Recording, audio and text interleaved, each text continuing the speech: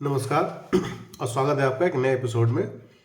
अभी आपने हाल फिलहाल में देखा होगा कि जो है चाइना के अंदर निमोनिया के केसेस, जिस तरह से कोविड-19 आया था, वैसी निमोनिया के केसेस बच्चों में खासकर बहुत ज़्यादा से बढ़ रहे हैं।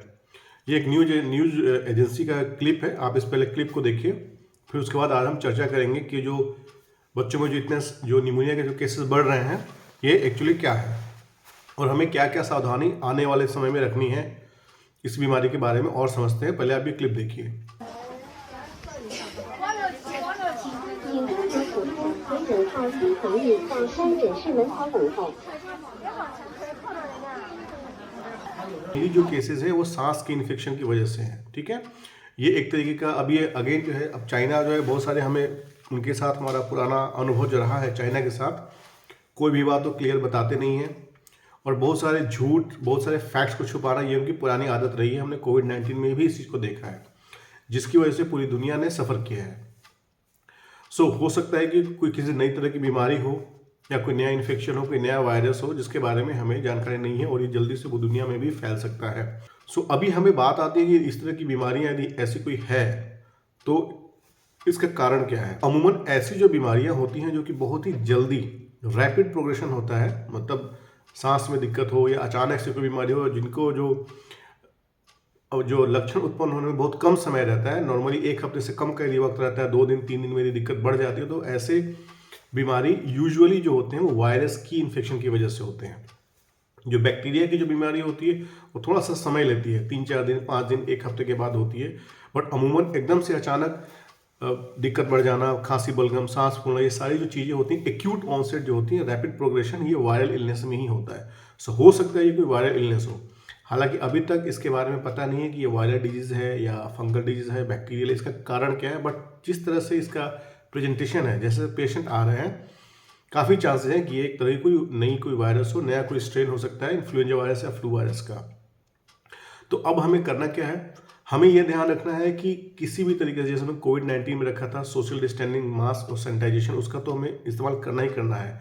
एक चीज़ हमें याद रखना है कि पैथोजन और virus does not move but man move, मतलब जो कीटाणु जीवाणु होते हैं वो नहीं मूव करते, लेकिन इंसान मूव करते हैं।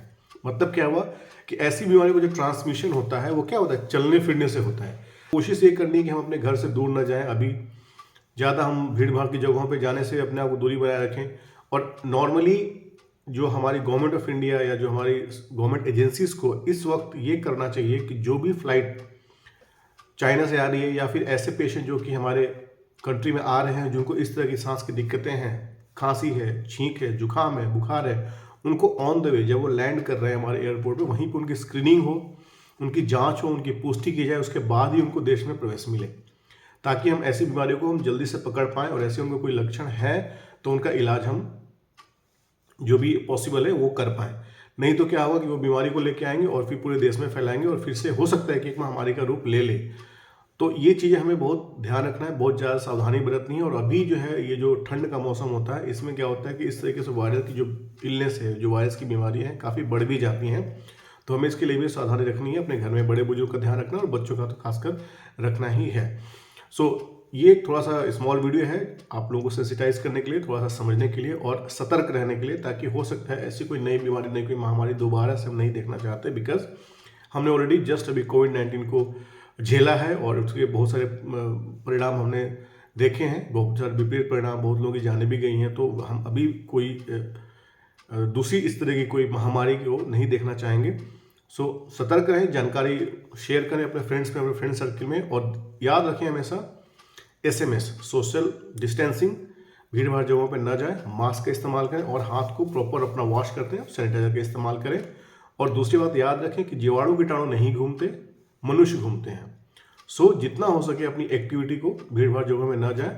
और कोशिश हमारी गवर्नमेंट को ये करना चाहिए कि जो पेशेंट यदि बाहर से आ रहे हैं, कोई सिम्टोमेटिक है, किसी को दिक्कत परेशानी है, तो उसका राइट अवे एयरपोर्ट पे उसकी स्क्रीनिंग की जाए। और यदि कोई ऐसे लक्षण पाए जाते हैं तो उनको आइसोलेशन या कुछ इस तरीके की व्यवस्था में तुरंत ही करनी चाहिए, ताकि यदि कोई ऐसी बीमारी है तो वो हमारे देश में न फैल पाए। स्टे ट्यून्ड, थैंक यू आपको देखने के लिए, और आगे हम ऐसे वीडियो लाते रहेंगे। इन्फॉर्मेशन यदि इंपॉर्टेंट है, आप अपने फ्रेंड्स पे, अपने फैमिली के साथ शेयर कीजिए and subscribe the channel for the new further upcoming updates.